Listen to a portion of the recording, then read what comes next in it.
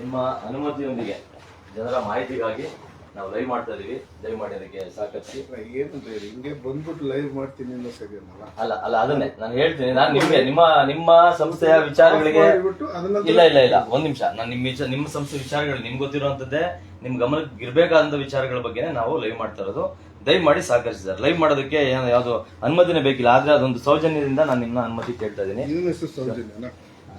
ಅಲ್ಲ ಹಂಗಾಗಿ ಕಸ ಇದ್ ಮಾಡ್ತಾರಲ್ಲ, ಅದ್ರ ಬಗ್ಗೆ ನಿಮ್ಗೆ ಐಡಿಯಾ ಇದೆಯಾ? ಅಲ್ಲಿ ವಿಸಿಟ್ ಮಾಡಿದೀರಾ, ಸರ್ವೆ ಮಾಡಿದೀರಾ, ಹೆಂಗೆ ಅಂತ ಕೇಳ್ತಾ ಇದ್ದೀನಿ ಸರ್. ಮತ್ತೆ ಇದ್ರ ವಿಚಾರವಾಗಿ ನಾನು ವಿಸಿಟ್ ಮಾಡಿಲ್ಲ. ಸೊ ಈ ವಿಚಾರವಾಗಿ ಕಂಪ್ಲೇಂಟ್ ಕೊಟ್ಟಿದ್ದೆ. ಅದ್ರ ಇದೆ ಸರ್ ನಿಮ್ಗೆ ಅಂದಾಜಿದೆ? ಅದ್ರ ಬಗ್ಗೆ ಗೊತ್ತಿಲ್ಲ. ಎಷ್ಟು ದಿನ ಆಯ್ತು ಸತ್ತ ಬಂದು?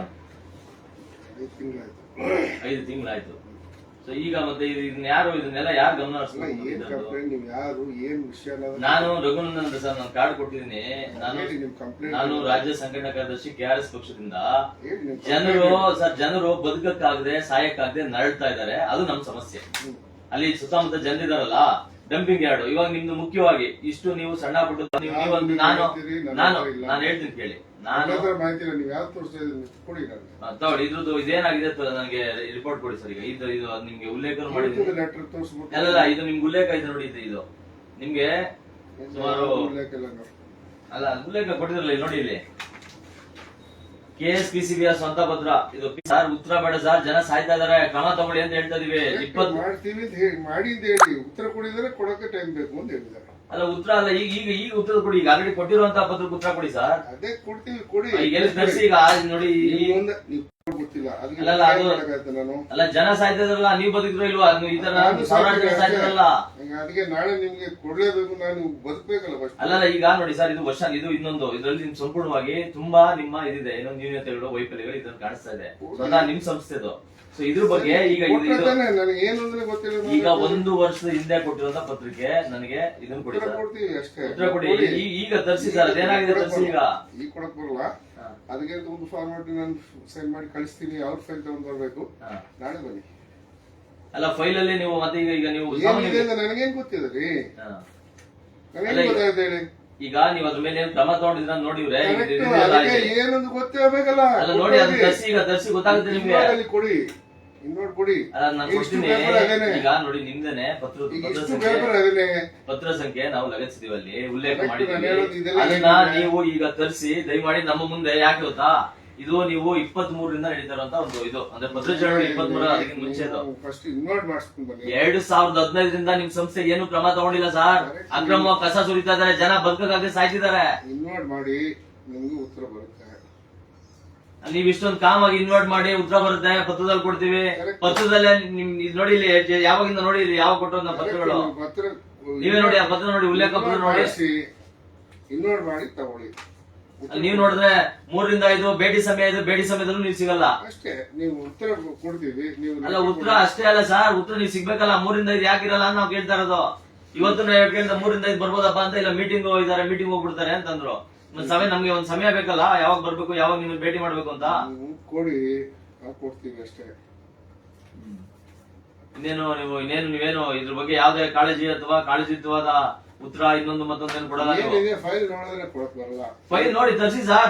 ವರ್ಷಾನ್ಗಟ್ಲೆ ಆಗಿದೆ, ಜನ ಸಾಯ್ತಾ ಇದಾರೆ, ತರಿಸಿ. ಇವಾಗ ತರಿಸಿ, ನಿಮ್ಗೆ ಈ ಪತ್ರ ತರಿಸಿ, ಇಲ್ಲಿ ತಗೊಳ್ಳಿ. ಇದೇ ಪತ್ರದಲ್ಲಿ ಉಲ್ಲೇಖ ನಂಬರ್ ಇದೆ, ತರಿಸಿ. ಆ ಪತ್ರ ತರಿಸಿ. ವಿಡಿಯೋ ಮಾಡಿ ಕೊಟ್ಬಿಟ್ಟು ಹೋಗಿ. ಕೊಡ್ತೀವಿ. ಅಲ್ಲ ನೀವು ತರಿಸಿ ಸರ್. ಈಗ ದಯವಿಟ್ಟು ವಿಡಿಯೋ, ನಿಮ್ದು CCTV ಕ್ಯಾಮ್ರಾ ಇರುವ ಇಲ್ಲಿ ಏನಾದ್ರೂ ಇಲ್ಲಿ ಕೊಡಿ, ನಾವು ಕೊಡ್ತೀವಿ ಅಷ್ಟೇ.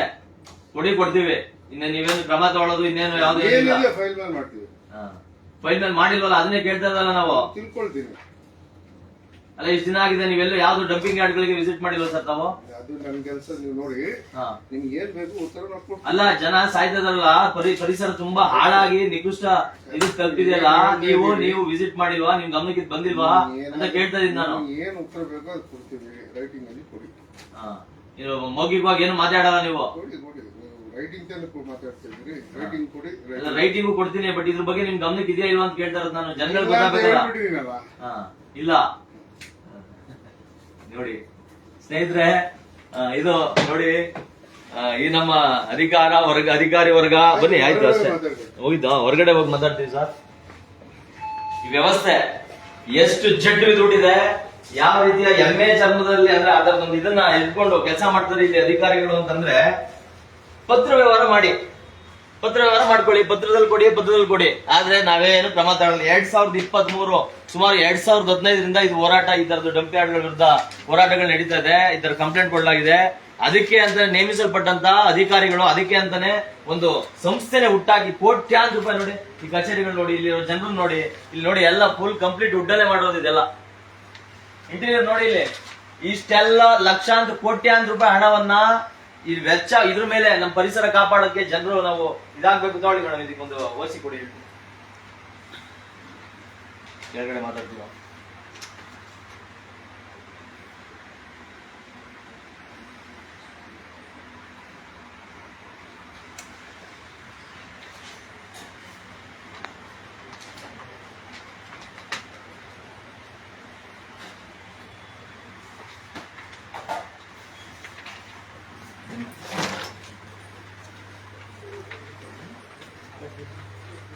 ಬನ್ನಿ, ನಿಮ್ಗೆ ಇನ್ನೂ ಕೆಳಗಡೆ ಈ ಬಿಲ್ಡಿಂಗ್ ತೋರಿಸ್ತೀನಿ.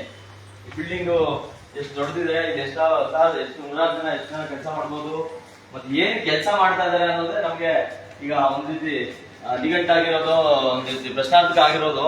ಇಷ್ಟೊಂದು ಕಚೇರಿಗಳು ಇದು ಪೂರ್ತಿ 5 ಫ್ಲೋರು 6 ಫ್ಲೋರ್ ಬಿಲ್ಡಿಂಗ್ ಇದು. ಆಲ್ಮೋಸ್ಟ್ 5 ಫ್ಲೋರ್ ಬಿಲ್ಡಿಂಗು, 5 ಫ್ಲೋರ್ ಅದೇ ಪ್ರತಿಷ್ಠಿತ MG ರಸ್ತೆ ಚರ್ಚ್ ಸ್ಟ್ರೀಟ್ ಅಲ್ಲಿ ಇರುವಂತ ಇಂಥ ದೊಡ್ಡ ಬಿಲ್ಡಿಂಗು. ಇದಕ್ಕೆ ಬೇರೆ ಬೇರೆ ಅಲ್ಲಿ ಉತ್ತರ, ಸೌತ್, ನಾರ್ತ್ ಅನ್ನೋದು ಬೇರೆ ಬೇರೆ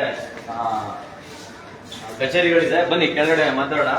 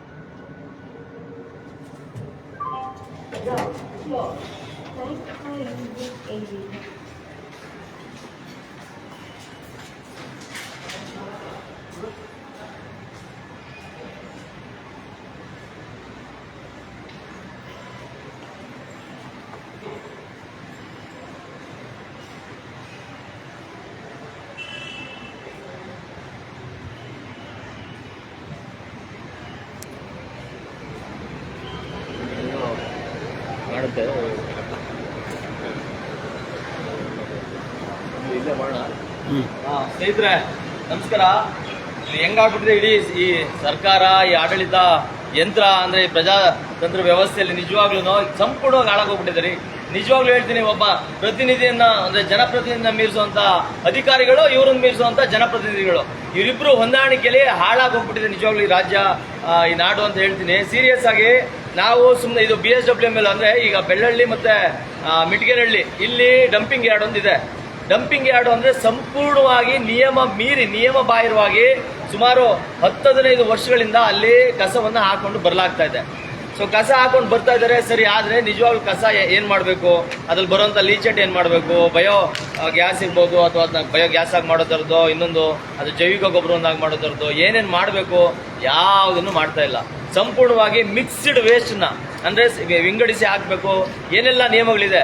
ಆದ್ರೆ ಇದನ್ನ ಪಾಲಿಸಬೇಕಾದಂತ, ಇದನ್ನ ಗಮನಿಸಬೇಕಾದಂತ ಏನು ಈ ಸಂಸ್ಥೆ ಏನು ಕರ್ನಾಟಕ ಪೊಲ್ಯೂಷನ್ ಕಂಟ್ರೋಲ್ ಬೋರ್ಡ್ ಏನಿದೆ, ಸಂಪೂರ್ಣವಾಗಿ ಏನು ಯಾರು ಇಂಡಸ್ಟ್ರಿಯಲ್ ಇಂಡಸ್ಟ್ರಿಯಲ್ ತಪ್ಪುಗಳು ಸಣ್ಣ ಪುಟ್ಟದು, ಯಾವುದೋ ಇಂಡಸ್ಟ್ರಿಯಲ್ ವೇಸ್ಟ್ ಬಿಡ್ತಾ ಇದಾರೆ, ಯಾವುದೋ ಹೊಗೆ ಬಿಡ್ತಾ ಇದಾರೆ, ಇನ್ನೊಂದು ಮತ್ತೊಂದು ಸಣ್ಣ ಪುಟ್ಟ ಉಲ್ಲಂಘನೆಗಳನ್ನು ಇಟ್ಕೊಂಡು ಇವರು ದುಡ್ಡು ಕಿತ್ಕೊಂಡು, ಅದರಲ್ಲೂ ಇವರೇನು ಅದನ್ನ ಸರಿ ಮಾಡಿಬಿಡ್ಬೇಕು, ಇನ್ನೊಂದು ಮಾಡ್ಬೇಕು ಅಂತಲ್ಲ, ಇವರು ಜಸ್ಟ್ ಅದ್ರಲ್ಲಿ ದುಡ್ಡು ಕಿತ್ಕೊಂಡು ಹಣ ವಸೂಲಿ ಮಾಡಿಕೊಂಡು ಇವ್ರ ಪಾಡಿಗೆ ಇವ್ರ ಐಷಾರಾಮಿ ಜೀವನಗಳನ್ನ ಇಂಥ ಒಳ್ಳೆ ಕಚೇರಿಗಳಲ್ಲಿ AC ಕೂತ್ಕೊಂಡು ಆರಾಮದಾಯಕವಾಗಿ ಕಳೀತಾ ಇದ್ದಾರೆ.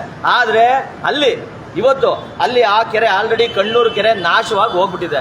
ಪಕ್ಕದ ಚಿಕ್ಕ ಗುಬ್ಬಿ, ಬೇರೆ ಬೇರೆ ಅಕ್ಕಪಕ್ಕದ ಕೆರೆಗಳಿಗೆ ಲೀಚೆಟ್ಟು ದಿನಕ್ಕೆ ಸಾವಿರಾರು ಅಥವಾ ಲಕ್ಷಾಂತರ ಲೀಟರ್ಸ್ ಲೀಚೆಟ್ಟು ನದಿ ಹರಿದಾಗೆ ಅಂದ್ರೆ ಸಣ್ಣ ತೊರೆ ಹರಿದು ಇಡೀ ಅಕ್ಕಪಕ್ಕದ ಹಳ್ಳಿಯ ಕೆರೆಗಳನ್ನ, ಪರಿಸರವನ್ನ, ಮತ್ತೆ ಅಲ್ಲಿ ಸುತ್ತಮುತ್ತ ಇರುವಂತಹ ಅಪಾರ್ಟ್ಮೆಂಟ್ ಮತ್ತೆ ಅಲ್ಲಿ ಜಸ್ಟ್ ಇದು ಡಂಪಿಂಗ್ ಯಾರ್ಡ್ ಅಂದ್ರೆ ಪಕ್ಕದಲ್ಲೇ, ಅಂದ್ರೆ ಆ ಕಾಂಪೌಂಡ್ ಒಂದು ರೀತಿ ಕಾಂಪೌಂಡ್ ತರ ಹಾಕಿದ್ದಾರೆ, ಅದ್ರ ಪಕ್ಕದಲ್ಲೇ ಸಾಮಾನ್ಯ ಜನರು ಅಲ್ಲಿ ವಾಸಿಸ್ತಾರೆ. ಪ್ರತಿಯೊಬ್ರು ಮನೆಯಿಂದ ಆಚೆಗೆ ಬರಲ್ಲ, ಅಲ್ಲಿ ಹೋದ ತಕ್ಷಣನೇ ಮನೆ ಒಳಗಡೆ ಹೋಗಿ ಬ್ಲಾಕ್ ಮಾಡ್ಕೋತಾರೆ. ಜಸ್ಟ್ 100 ಮೀಟರ್ಸ್ ದೂರದಲ್ಲಿರೋ, ಅಂದ್ರೆ ಆ ಪೂರ್ತಿ ಕೊಳಚೆ ನಾರುವಂತ ಗಬ್ಬು ನಾರುವಂತ ಪ್ರದೇಶದಲ್ಲಿ ಜನರು ವಾಸಿಸಬಹುದಾ? ಅವರ ಕುಡಿಯೋ ನೀರೇನಾಗಿದೆ? ಈ ವ್ಯಕ್ತಿ ಇವ್ರು ನೋಡಿ ಗೋಕುಲ್ ಅಂತ ಹೇಳ್ತಾರೆ, ಮುಂಚೆ ಇದ್ದವರು ಆ ಪಾರ್ಟಿ ನಮ್ಮ ಕೈಗೆ ಸಿಗ್ಲಿಲ್ಲ, ಮತ್ತೆ ಇದ್ರ ಬಗ್ಗೆ ಯಾವ ಕಿಂಚಿತ್ ಕ್ರಮವನ್ನು ತಗೊಳ್ಳಿಲ್ಲ ಆ ವ್ಯಕ್ತಿ. ನಾವು ಬಂದು ಹಿಂಗೆ ಲೈವ್ ಮಾಡ್ತೀವಿ ಮಾತಾಡಿ ಅಂದ್ರೆ ಎದ್ದು ಓಡೋಗ್ಬಿಟ್ರು ಆ ಪಾರ್ಟಿ ಅವನು, ಮುಂಚೆ ಇದ್ದಂತ MS ಮೆಂಬರ್ ಸೆಕ್ರೆಟರಿ. ಈ ವ್ಯಕ್ತಿ ನನಗೆ ಆರಾಮಾಗಿ ಮುಖಕ್ಕೆ ಗ್ಲೌಸ್ ಹಾಕೊಂಡು ನಂಗೆ ಹುಷಾರಿಲ್ಲ, ನಂಗೆ ಗೊತ್ತಿಲ್ಲ, ನಾನು ವಿಸಿಟ್ ಮಾಡಿಲ್ಲ, ನನ್ನೇನು ಕೇಳಬೇಡಿ, ಪತ್ರದಲ್ಲಿ ಕೊಡಿ, ನಾವು ವಾಪಸ್ ಕೊಡ್ತೀವಿ. ಏನ್ರಿ ಇದು? ಯಾವ ಇದ್ರಲ್ಲಿದ್ದೀವಿ ನಾವು, ಯಾವ ವ್ಯವಸ್ಥೆಯಲ್ಲಿದ್ದೀವ್ರಿ? ತಲೆನ ಕೆಚ್ಕೊಬೇಕನ್ಸುತ್ತೆ. ಜನ ಸಾಯ್ತಾ ಇದಾರೆ ಅಲ್ಲಿ, ಸಾವಿರಾರು ಜನ ಅಪಾರ್ಟ್ಮೆಂಟ್ ಅಲ್ಲಿ ಇರೋರು. ಪಾಪ ಅವ್ರ ಗತಿಗಳನ್ನ ಹೇಳದೆ ದಿನ ಯಾವ್ದೋ ಒಂದು ಗ್ರೂಪ್ ಮಾಡ್ಕೊಂಡಿದ್ದಾರೆ, ಲಬ ಒಂದು ಬಾಯಿ ಹೊಡ್ಕೋತಾ ಇರ್ತಾರೆ. ಒಬ್ಬ ಪಾರ್ಟಿ ಮುಂದೆ ಬರಲ್ಲ. ಇಂಥ ಜನರು, ಇಂಥ ವ್ಯವಸ್ಥೆ, ಇಂಥ ಅಧಿಕಾರಿಗಳು, ಇಂಥ ಜನಪ್ರತಿನಿಧಿಗಳು. ಅಲ್ಲಿಯ ಜನಪ್ರತಿನಿಧಿ ಅನ್ಸ್ಕೊಂಡಂತ ಮಾನ್ಯ ಲಿಂಬಾವಳಿ ಆ ದೇವರು, ಪಾಪ ಅವ್ರ ಜನರು ಗೊತ್ತಿಲ್ಲ, ಅವ್ರದೇ ಕೈವಾಡ ಇರುತ್ತೆ ಇದರಲ್ಲಿ. ಅವ್ರಿಗೆ ಹಣ ಹೋಗ್ತದೆ, ಕಿಕ್ ಬ್ಯಾಕ್ ಹೋಗ್ತಾ ಇರುತ್ತೆ, ಸಾವಿರಾರು ಕೋಟಿ, 100 ಕೋಟಿ ಅಂತ. ಆ ವ್ಯಕ್ತಿ ಗಮನಕ್ಕಿಲ್ವಾ ಇದು? ಈ ತರ ಜನ ನನ್ನ ಕಾನ್ಸ್ಟಿಟ್ಯೂನ್ಸಿಯಲ್ಲಿ, ನನ್ನ ಇದರಲ್ಲಿ ನನ್ನ ಜನರು, ನನಗೆ ಮತ ಹಾಕಿ ಗೆಲ್ಸಿದಂತ ಜನರು ನರಳಿ ಸಾಯ್ತಾ ಇದ್ದಾರೆ. ಇದಕ್ಕೇನಾದ್ರೂ ನಾನು ಗಮನ ಹರಿಸ್ಬೇಕು, ಇದು ನನ್ನ ಜವಾಬ್ದಾರಿ ಅಂತ ಅವ್ರೇನಾದ್ರು ಮಾಡಿದಾರ? ಅರವಿಂದ್ ಲಿಂಬಾವಳಿ ಅವರು ಏನಾದ್ರು ಮಾಡಿದ್ದೀರಾ? 10-15 ವರ್ಷದಿಂದ ಯಾವುದೇ ಮುಲಾಜಿಲ್ದರಿ ಕೆರೆ ಕಟ್ಟೆಗಳು, ಅಲ್ಲಿ ವಾತಾವರಣ ಎಲ್ಲ ಹಾಳಾಗೋಗಿದೆ. ಅಲ್ಲಿ ಅಧ್ಯಕ್ಷಗಳು ಇನ್ನೊಬ್ರು ಮತ್ತೊಬ್ರು ಎಲ್ಲ ದುಡ್ಡು ತಿಂದ್ಬಿಟ್ಟಿದ್ದಾರೆ. ಯಾರು ಕೇಳೋರಿಲ್ಲ, ಯಾರು ಮಾಡೋರಿಲ್ಲ. ಜನಗಳು ಎಲ್ಲಿಗೆ ಹೋಗ್ಬೇಕು ಅನ್ನೋ ಅಂದಾಜಿಲ್ಲದೆ, ಯಾರನ್ನು ಕೇಳಬೇಕು ಅನ್ನೋ ಜ್ಞಾನ ಇಲ್ಲದೆ ಸುಮ್ಮನೆ ಅವ್ರ ಪಾಡಿಗೆ ಅವರು ದಿನ, ಇವತ್ತು ತಡಿಯಪ್ಪ ಇವತ್ತಿನ ಕೆಲಸ ಕಾರ್ಯಗಳನ್ನ ಮುಗಿಸ್ಕೊಟ್ರೆ ಸಾಕು, ನಾನು ಇವತ್ತಿನ ದುಡಿಮೆ ನೋಡೋಣ ಅನ್ನೋ ಥರದಲ್ಲಿ ಜನರನ್ನ ಒಂದು ರೀತಿ ಕಟ್ಟಾಕ್ಬಿಡ್ಲಾಗಿದೆ ಈ ವ್ಯವಸ್ಥೆ. ಯಾರು ಹೇಳೋರು ಕೇಳೋರು ಯಾರು ಇಲ್ಲ.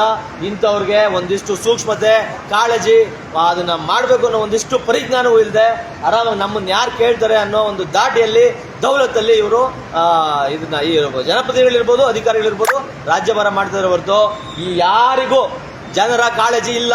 ಅದು ಬೇಕಾಗಿಲ್ಲ ಇವ್ರಿಗೆ.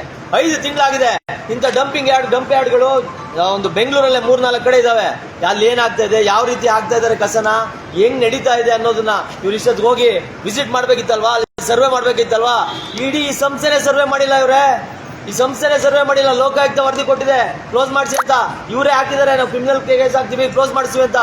ಇಲ್ಲಿವರೆಗೂ ಒಂದು ಕ್ರಿಮಿನಲ್ ಕೇಸ್ ಆಗಿಲ್ಲ, ಕ್ಲೋಸಿಂಗ್ ಆರ್ಡರ್ ಆಗಿಲ್ಲ, ಅಥವಾ ಕೊನೆ ಪಕ್ಷ ಇವರಿಗೆ ಫೈನ್ ಹಾಕಿ ಅಲ್ಲಿರೋ ಸಂತ್ರಸ್ತ ಯಾವ ಪ್ರಯತ್ನವನ್ನು ಈ ಅಧಿಕಾರಿಗಳು ಮಾಡ್ತಾ ಇಲ್ಲ. ಇಂಡಸ್ಟ್ರಿ ಇನ್ನೊಂದು ಮತ್ತೊಂದು ಕಡೆ ಕಲೆಕ್ಷನ್ ಮಾಡ್ಕೋತಾರೆ, ತಿನ್ಕೋತಾರೆ, ಆರಾಮಾಗಿ ಎಸಿ ರೂಮಲ್ಲಿ ಒಳ್ಳೆ ಕಾರು, ಗಾಡಿ, ಡ್ರೈವರು ಎಲ್ಲ ಇರುತ್ತೆ, ಆರಾಮಾಗಿ ನೆಮ್ಮದಿಯಾಗಿದ್ದಾರೆ. ಯಾವನ್ ಹೆಂಗಾದ್ರೂ ಹಾಳಾಗೋಗ್ಲಿ, ಅವ್ನು ಸತ್ತೋಗ್ಲಿ, ಅವ್ನು ಏನಾದ್ರೂ ಆಗ್ಲಿ. ಇದಕ್ಕೇನ್ರಿ ನಾವು ತೆರಿಗೆ ಕಟ್ಟೋದು? ಇದಕ್ಕ ತೆರಿಗೆ ಕಟ್ಟೋದು? ಇಲ್ಲಿ ಇವರೇ ಉಲ್ಲಂಘನೆ ಮಾಡಿರುವಂತ, ಸ್ವತಃ ಈ ಸಂಸ್ಥೆ ಉಲ್ಲಂಘನೆ ಮಾಡಿರುವಂತ ಉಲ್ಲಂಘನೆಗಳನ್ನ ಪ್ರಶ್ನೆ ಮಾಡೋಕೋರು ನನಗೆ ಗೊತ್ತಿಲ್ಲ. ನಮ್ಮ ಗೃಹ ಮಂತ್ರಿ ಕೇಸ್ ಹಾಕಿದ್ರು. ಇದನ್ನ ಕಾಯೋದಕ್ಕೆ ಅಂತ ಬಿಟ್ಟಂತ ವ್ಯಕ್ತಿ ನನಗೆ ಗೊತ್ತಿಲ್ಲ ಅಂತಂದ್ರೆ ಇನ್ನೇನು ಕೆಲಸ ಮಾಡ್ತಾವ್ರೆ ಇವರು? ಇಲ್ಲಿ ಕೂತ್ಕೊಂಡು ಇಷ್ಟೊಂದು ಲಕ್ಷಾಂತರ ಸಂಬಳ ತಗೊಂಡು ಇವ್ರು ಏನಕ್ಕೆ ಲಕ್ಷ 2-3 ಲಕ್ಷ ಸಂಬಳಗಳನ್ನ ಇವ್ರು ಸುರಿದು ಇವ್ರನ್ನ ಕೂರ್ಸ್ಕೊಳ್ಳೋದೇನಕ್ಕೆ? ನೋಡಿ, ಇಷ್ಟು ದೊಡ್ಡ ಬಿಲ್ಡಿಂಗು, ಬನ್ನಿ ತೋರಿಸ್ತೀನಿ ನೋಡಿ, ಎಷ್ಟು ದೊಡ್ಡ ಬಿಲ್ಡಿಂಗು, ಎಲ್ಲ ಫುಲ್ ವುಡ್ ಅಲ್ಲಿ, ಫುಲ್ ಇಂಟೀರಿಯರ್ ನೋಡಿದ್ರಲ್ವಾ ಒಳಗಡೆ, ಇಷ್ಟು ದೊಡ್ಡ ಬಿಲ್ಡಿಂಗ್ ಇದೆ ಅಂತ. MG ರೋಡ್ ಚರ್ಚ್ ಸ್ಟ್ರೀಟ್ ಅಂತ ಇಂಥ ಪ್ರತಿಷ್ಠಿತ ಒಂದು ಒಳ್ಳೆ ಏರಿಯಾದಲ್ಲಿ ಇಷ್ಟು ದೊಡ್ಡದು ಇಟ್ಕೊಂಡು ಕಾರ್ಗಳು ನೋಡಿ, ಅಲ್ಲಿ ಆ ಕಡೆ ಕಾರ್ಗಳೆಲ್ಲ ಅಲ್ಲಿ ನಿಂತಿದೆ. ಇದೆಲ್ಲ ಕಾರು, ಬಂಗ್ಲೆ, ಅವ್ರಿಗೆ ಮನೆ, ಡ್ರೈವರು, ಇದೆಲ್ಲ ಬತ್ತಿ ಆಗಿತ್ತೆ ಎಲ್ಲ. ಆದರೆ ಇವ್ರು ಕೆಲಸ ಮಾಡೋ ಕೆಲಸ 0. ಕೇಳಿದ್ರೆ ಗೊತ್ತಿಲ್ಲ, ನಾಳೆ ಬನ್ನಿ ಪತ್ರ ಕೊಡಿ, ಎಲ್ಲ ಕಾನೂನು, ಎಲ್ಲ ನಿಯಮಾವಳಿ ಪ್ರಕಾರವೇ ಇವ್ರು ಮಾಡೋದು. ಏನನ್ನೂ ಇವರು ನಿಯಮ ದಾಟಿ ಮಾಡೋದೇ ಇಲ್ಲ. ಇವರು ತಪ್ಪಿದ್ದಾಗ ನಿಯಮಗಳನ್ನು ಮಾತಾಡ್ತಾರೆ, ಇವರೇ ತಪ್ಪು ಮಾಡುವಾಗ ಇವರು ಇಂಥ ಏನ್ ಹೇಳ್ತಾರೆ, ಏನ್ ಹೇಳ್ಬೇಕು ಅಂತಾನೆ ಗೊತ್ತಾಗಲ್ಲ ರೀ. ನಾಚಿಕೆ ಗೇಡಿಗಳು ಅಂತ ಹೇಳ್ಬೋದು ಇವ್ರಿಗೆ ಅಷ್ಟೇ. ಮಾನಗೇಡಿಗಳು, ಒಂದಿಷ್ಟು ಕಾಳಜಿ ಇಲ್ಲದ, ಏನ್ ಹೇಳ್ತಾರೆ, ಅಯೋಗ್ಯರು ಅಂತ ಹೇಳ್ಬೋದು ಅಷ್ಟೇ ಇವ್ರಿಗೆಲ್ಲ. ನಾಳೆ ಆ ವ್ಯಕ್ತಿ ಬರಕ್ಕೆ ಹೇಳಿದ್ದಾರೆ, ನಾಳೆನೇ ಬರ್ತೀನಿ. ಈಗ ಅವ್ರೇನು ಕೊಟ್ಟರೋ ಕಂಪ್ಲೇಂಟ್ಗೆ ಒಂದು ಇದನ್ನು ತೊಗೊಂಡಿದ್ದೀನಿ, ಇದರಲ್ಲಿ ಅವ್ರು ಮುಂಚೆ ಕೊಟ್ಟಂತ ಇದೆಲ್ಲ ಇದೆ, ನೋಡೋಣ, ನಾಳೆನೂ ಬರ್ತೀವಿ, ಇವ್ರನ್ನ ಫಾಲೋ ಮಾಡ್ತೀವಿ. ಆ ದೊರೆಗಳು ಏನು ಹೇಳ್ತಾರೆ ನಾಳೆ ನೋಡೋಣ. ಇದು ನಿಜವಾಗ್ಲೂ ಇದು ಈ ಬಿಸಿಲಲ್ಲಿ, ಅದನ್ನು ಇಂಥ ದಗೆ ಇರೋ ಬಿಸಿಲಲ್ಲಿ, ಇಂಥ ಕಡು ಬಿಸಿಲಿನಲ್ಲಿ ನಿಜವಾಗ್ಲೂ ಅಲ್ಲಿರುವಂಥ ಜನರನ್ನ ಊಹಿಸ್ಕೊಳ್ಳೋದಕ್ಕೆ ಕಷ್ಟ ಸಾಧ್ಯ. ನಿಜವಾಗ್ಲೂ. ಮತ್ತೆ ಲೀಚೆಟ್ಟು ಸಂಪೂರ್ಣವಾಗಿ ಒಳ ನೀರಿಗೆ ಅಂದ್ರೆ ಅಂತರ್ಜಲಕ್ಕೆ ಸೇರ್ಕೊಂಡು ಇನ್ನು ಮುಂದೆ 16 ವರ್ಷಗಳ ಮುಂದೆ ಅಲ್ಲಿ ಜನ ವಾಸಿಸಲು ಯೋಗ್ಯವೇ ಅಲ್ಲದಂತ ಸ್ಥಳವಾಗಿ ಅದು ಮಾರ್ಪಡಲಿದೆ. ಆ ಸ್ಥಳ ಸುತ್ತಮುತ್ತಲಿನ ಸ್ಥಳ. ಆದ್ರೆ ಅಲ್ಲಿ ಜನರಿಗೆ ಗೊತ್ತಾಗ್ತಾ ಇಲ್ಲ. ಇವತ್ತು ಬದುಕಿದೀವಿ, ನಾಳೆ ಏನಾಗುತ್ತೋ ಆಗ್ಲಿ, ಇವತ್ತು ಬದುಕ್ಬೋಣ ಅನ್ನೋ ಭಯದಲ್ಲೋ ಅಥವಾ ಒಂದು ಇನ್ಸೆಕ್ಯೂರ್ ಫೀಲಿಂಗ್ ಅಲ್ಲೋ ಅವ್ರು ಇದ್ದಾರೆ. ಆ ಕಾರಣಕ್ಕೆ ಅದನ್ನೇ ಬಂಡವಾಳವಾಗಿಸ್ಕೊಂಡ ಇಂಥ ಜನಪ್ರತಿನಿಧಿಗಳು ಇವರೆಲ್ಲ ಈ ರೀತಿ ಅಂದ್ರೆ ಅದನ್ನೇ ಅಡ್ವಾಂಟೇಜ್ ತಗೊಂಡು ಇವರ ಆಡಳಿತವನ್ನ ಅಥವಾ ಅವರ ಕರ್ತವ್ಯವನ್ನ ದುರುಪಯೋಗ ಪಡಿಸ್ಕೊಂಡು ಅವ್ರ ಹುದ್ದೆಯನ್ನ ಇದೆಲ್ಲ ಮಾಡ್ತಾ ಇದ್ದಾರೆ. ಇದ್ರ ಬಗ್ಗೆ ಮತ್ತೆ ನಾಳೆ ನಾನು ಇವ್ರ ಹತ್ರ ಬಂದು ಕೇಳ್ತೀನಿ, ಏನು ಕ್ರಮ ತಗೊಂಡಿದ್ದೀರ ಅಂತ ಅವ್ರೇನು ನೋಡ್ಲಿ, ಪ್ರಿಪೇರ್ ಆಗಿರ್ಲಿ. ಪಾಪ ಏನು ಆನ್ಸರ್ ಮಾಡ್ತಾರೋ ಏನು ಮಾಡೋಣ ನೋಡೋಣ ಅಂತ ಹೇಳ್ತಾ ಈ ಲೈವ್ನ ಎಂಡ್ ಮಾಡ್ತೀವಿ. ಅದಕ್ಕಿಂತ ಮುಂಚೆ ನನ್ನ ಜೊತೆ ಪಶ್ಚಿಮ ಜಿಲ್ಲಾಧ್ಯಕ್ಷ ಅಂತ ದೇವರಾಜ್ ಅವ್ರಿಗೂ ಧನ್ಯವಾದ ತಿಳಿಸ್ತಾ ಈ ಲೈವ್ನ ಎಂಡ್ ಮಾಡ್ತೀವಿ. ನಮಸ್ಕಾರ.